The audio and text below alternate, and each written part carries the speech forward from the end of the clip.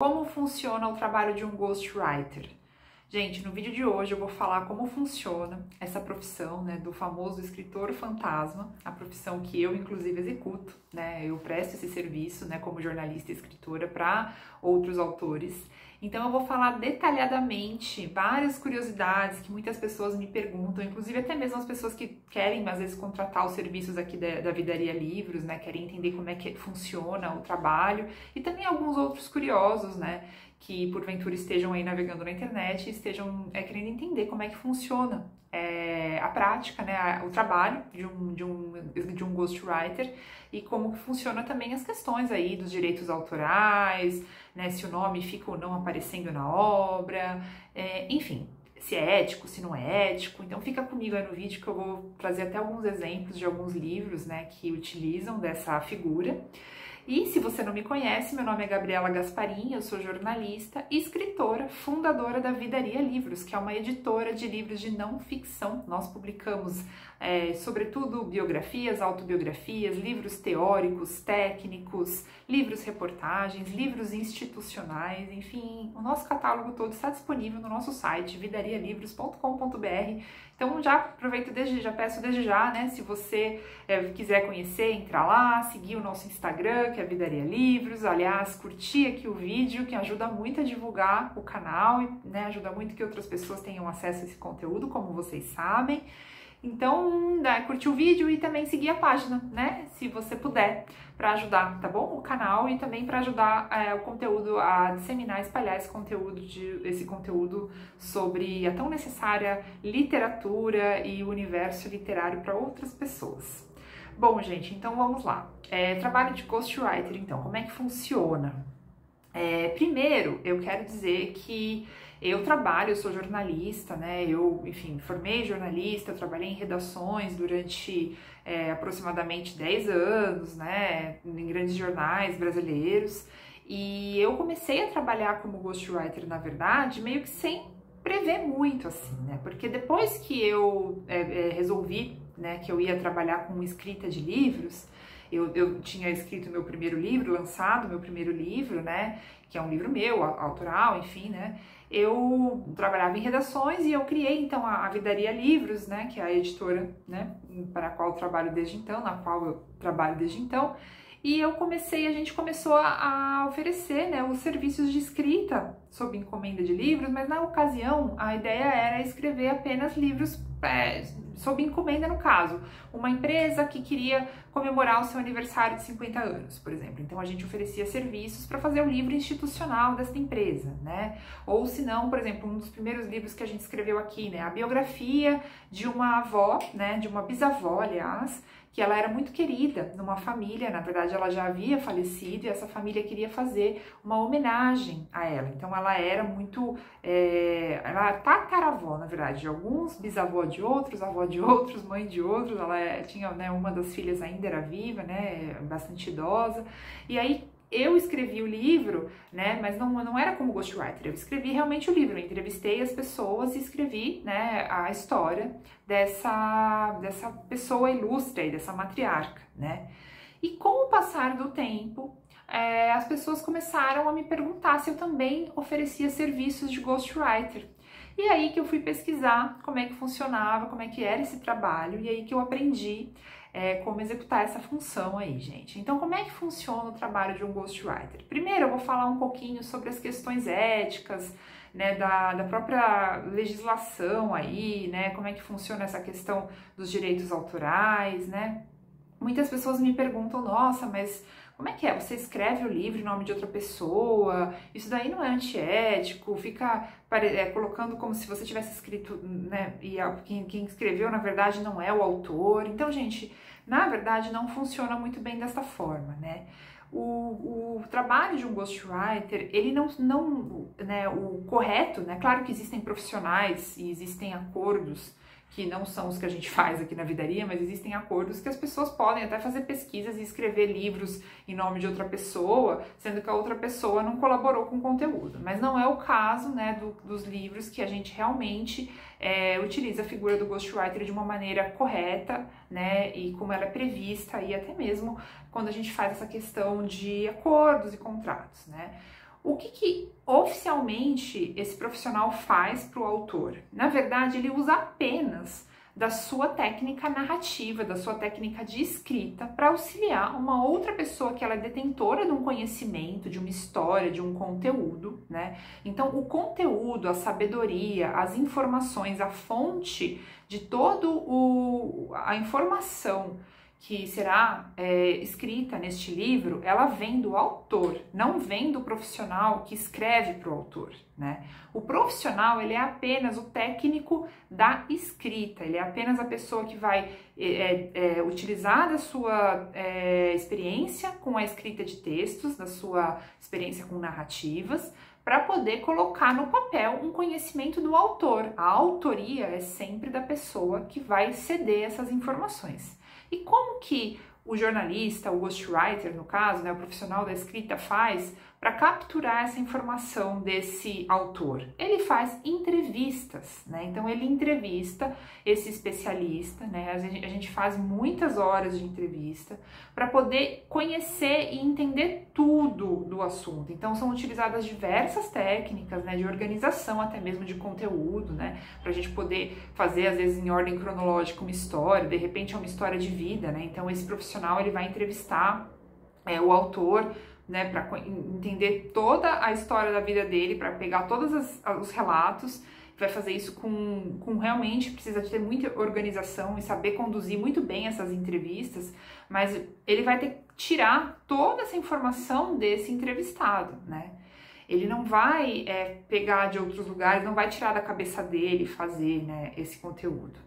E também, quando se trata, por exemplo, de um livro teórico, de um livro técnico, além das entrevistas, se é necessário colocar alguma referência teórica, alguma citação, todo o material é sempre indicado pelo autor, inclusive o que vai ser utilizado, qual trecho, como vai ser utilizado, né? Não é o ghostwriter, a figura do especialista da escrita, que vai fazer essa pesquisa, que vai fazer esse compilado dessas informações, né? Por isso que o autor é sempre aquele que cede esse conteúdo e essa informação, né? Então é muito importante fazer essa diferenciação, né? O que não pode, o que não é correto? É uma pessoa, de repente, achar que ela pode contratar um ghostwriter, falar assim, eu quero que você escreva um livro, sei lá, eu sou especialista em, digamos, fazer bolo de cenoura. Então, ele pega e fala assim pro ghostwriter, olha, escreva um livro aí sobre bolos de cenoura, né, sobre como fazer um bolo de cenoura, pesquisa aí na internet e escreve para mim e depois coloca o meu nome como autor. Né? Eu leia livros, pesquise, escreva e depois eu quero ser o autor deste livro. Isso não é correto, isso não é assim que funciona e não é assim que nós trabalhamos aqui na Vidaria Livros, né? Então o acordo é sempre esse. E essa figura, então, gente, com base nesse formato que eu acabei de dizer, essa figura, ela é inclusive prevista aí, né? Tem como a gente colocar, né, na legislação, esse acordo, esse contrato, né? A gente faz isso. E também é sempre feito acordo com direitos autorais, porque quando a gente escreve o livro para uma outra pessoa, por mais que o conteúdo venha dessa outra pessoa, a autoria é da pessoa que escreve, né? No caso, quando a gente pensa numa questão de remuneração, quando a gente fala de vender esses livros, né? Então sempre é feito aí um contrato, né? Em que a pessoa que está escrevendo cede ao autor, né, toda a exploração desses direitos, ou não, às vezes eles podem fazer um acordo, né, depende muito de caso a caso, pode fazer um acordo que fica 50-50, enfim, tudo é acordado entre ambas as partes, né, mas estou explicando porque isso realmente é tema de vários processos judiciais até, né, que eu vou trazer até um exemplo aqui, né, porque eu trouxe aqui, então, uma série de livros que eu tenho, que foram escritos em parcerias e com a ajuda de outros profissionais da escrita. E tem um caso bastante icônico, que é este aqui, que é o livro Doce Veneno do Escorpião, da Bruna Surfistinha, que é né, foi famoso esse livro, virou filme aqui no Brasil, né, uma garota de programa. E este livro, gente, foi escrito pelo Jorge Tarquini. Então, se a gente pegar aqui a folha de rosto do livro, vai estar escrito aqui, né, depoimento a Jorge Tarquini. Inclusive, eu conheço o Jorge Tarquini, ele foi meu professor de jornalismo na faculdade, e quando eu comecei a trabalhar com escrita de livros, eu falei com ele, inclusive fui pegar dicas com ele, e ele me contou sobre esse caso, que é possível até procurar na internet, né, Porque quando ele escreveu o livro, então o nome dele tá aqui escrito, então a pessoa que se ela for muito atenta, ela vai ver que tem uma referência aqui a uma pessoa que ajudou a Bruna Surfistinha a colocar a história dela no papel. E na ocasião ele fez um contrato em que ele cedeu a exploração 100% desses direitos para a autora, ele recebeu ali a quantia, né, um valor para fazer o serviço e falou que depois ele não ia receber mais nada. E aí o que aconteceu é que o livro virou filme, virou um best-seller, ela ganhou muito dinheiro e ele tentou, né, na justiça, né, encontrar formas de ser remunerado pelo sucesso do livro, até mesmo porque, embora a história fosse dela, ele colaborou muito para o sucesso, né, com a sua narrativa, mas ele não teve êxito, né, então é possível pesquisar também na internet, muito provavelmente isso daí vai estar em algum lugar, tem como encontrar. E aí aqui então falando como é que aparece nas publicações o nome do ghostwriter, né? Então existem diversas formas, gente, isso daí também é negociado entre as partes, né? No caso então do livro da Bruna Surfistinha, O Doce Veneno do Escorpião, eu já disse, né, que fica aqui na segunda folha, então na capa não tem, mas se a gente abre o livro, aqui na segunda folha tem, né, o nome do depoimento a George Tarquini, foi como eles optaram por colocar, né? No exterior, é muito comum que o nome da pessoa apareça, inclusive, na capa, né? Ou na folha de rosto também, né? Eu trouxe aqui um livro que eu comprei daquele filme Lion, eu não sei se vocês já assistiram, mas é um filme bastante famoso, que narra a saga de um indiano que que foi adotado por uma família australiana e depois de adulto ele volta para a Índia para procurar a família dele, né? Então virou filme, mas ele é com base em um livro chamado A Long Way Home, que acho que em português se chama De Volta para Casa, uma jornada de volta para casa, alguma coisa assim, né? E é possível encontrar também o nome da pessoa que escreveu para ele, né, com base nas entrevistas, logo aqui embaixo, né? Então o autor é Saru Brierley, acho que é assim que se pronuncia, e aqui tá, né, with Larry Buttrose, acho que é assim que se pronuncia, né, logo aqui embaixo. Então com Larry Buttrose, não sei se pronuncia assim, mas o nome da pessoa está aqui. É muito comum também, às vezes, ficar na capa, na própria capa do livro, né? O nome da pessoa. Por exemplo, eu tenho um exemplo aqui, que é esse daqui, que é Eu Travesti, da Luísa Marilac, que também ela conta a história dela, né, como travesti. E tem logo aqui embaixo, né, Luísa Marilac e Nana Queiroz. Nana Queiroz é a jornalista que ajudou ela a escrever o livro, né? Então fica aparecendo aqui. Então eu tenho alguns outros exemplos, né? O próprio George Tarquini, que foi esse professor que escreveu da Bruna Surfistinha, ele se arrependeu depois, né, que aconteceu o caso lá com a Bruna Surfistinha, que o nome dele quase não apareceu. Então dessa vez ele pediu para ficar bem na capa o nome dele, né? Então tem aqui Fabian Nasser com George Tarquini. Então ele escreveu esse segundo livro para um outro autor e dessa ocasião pediu para o nome dele aparecer bem na capa, e esse foi o acordo que eles fizeram. Tem um outro livro, que é da Fernanda Montenegro, que o nome da escritora que colaborou, né, a gente aqui tá escrito assim, com a colaboração de Marta Góes. Muito provavelmente a gente não tem como saber como é que foi o acordo entre elas, mas ela fez uma referência a uma pessoa que ajuda ela também a escrever este livro, né? Então existem inúmeros livros, né? A gente pode, para quem começar a ficar atento, com essas referências, né? E diversos são os acordos. Às vezes o autor coloca uma nota de agradecimento na seção de agradecimentos, né? Agradeço a pessoa tal que me auxiliou a colocar essas palavras no papel.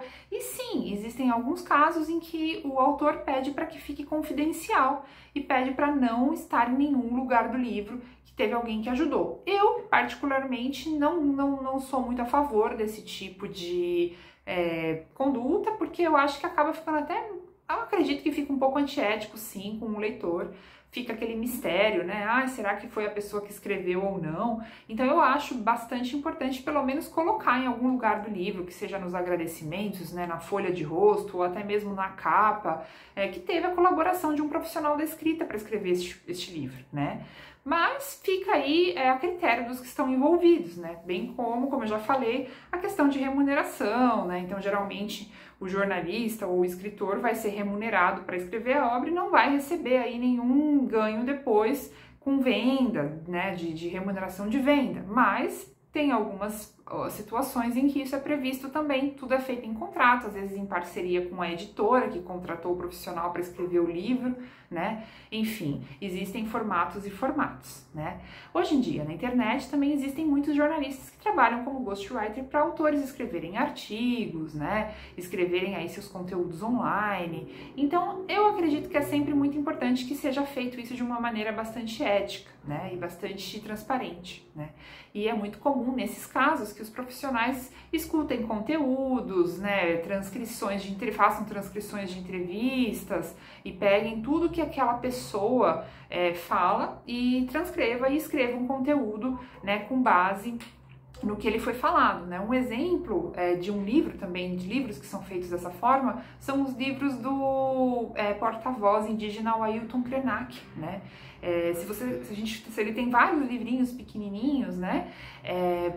Que tem como a gente olhar ali na própria introdução do livro, na própria explicação ali do livro, de que o conteúdo foi escrito com base em palestras que ele deu, né? Então ele deu as palestras e algum profissional foi contratado para ouvir essas palestras que ele falou, com informações que saíram da boca dele. Então esse profissional apenas transcreveu, né? E não transcreveu, mas ele apenas não, né? Ele fez muito, na verdade ele pega esse conteúdo e transforma em texto, né? Depois da transcrição, que às vezes pode até ser feita com a ajuda hoje em dia de inteligência artificial, né? Ele aí depois sim, ele vem com a técnica narrativa, ele muda a ordem, ele traz um contexto, um embasamento, escreve de uma maneira atrativa para o autor, né? Por isso que o autor é sempre a pessoa que é a detentora da sabedoria e do conhecimento, porque sem o conteúdo que é dado pelo autor, esse profissional da escrita jamais seria capaz de escrever essas obras, né, gente? Então é assim que funciona.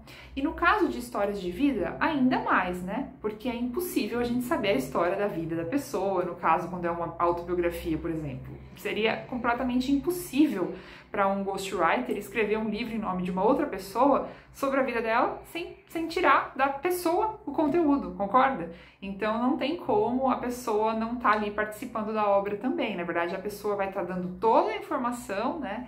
E às vezes o jornalista precisa também fazer algumas entrevistas extras com outras pessoas que também participaram daquela história, mas sempre na figura de alguém que está fazendo como o autor faria, né? Então vamos supor, se eu sou uma autora e estou contando a minha história e me esqueço de algum acontecimento, eu vou lá e pergunto para alguma pessoa que estava comigo para poder me contar, né? Então, na verdade, quando o jornalista ou o ghostwriter, o escritor, faz isso, né, em nome de uma outra pessoa, ele está sempre fazendo também para poder ajudar esse autor a conseguir ter aí informações que ele não se recorda mais a respeito de determinado assunto. Bom, gente, eu espero ter explicado direitinho como que funciona o trabalho de um ghostwriter. Aproveito para deixar, assim, as informações da Vidaria Livros, né? Caso seja o seu caso, caso você esteja procurando aí um trabalho de um ghostwriter. Nós oferecemos esse serviço, hoje nós somos uma editora, então nós temos profissionais que ajudam, né, além de mim, que ajudam aí autores a transformarem as suas histórias em livro, a realizarem os seus sonhos de ter um livro publicado. Então, estamos aí disponível também, aproveitando para fazer o nosso merchandising, nossa publicidade, né? Merchandising é uma palavra bastante antiquada, né? E não é utilizada hoje em dia. Mas é isso, gente. Agradeço muito esse vídeo. Se você ficar com alguma... Eu agradeço muito a sua audiência. Se você ficar com alguma dúvida, pode fazer um comentário aqui no vídeo, tá bom? Obrigada e até o próximo vídeo.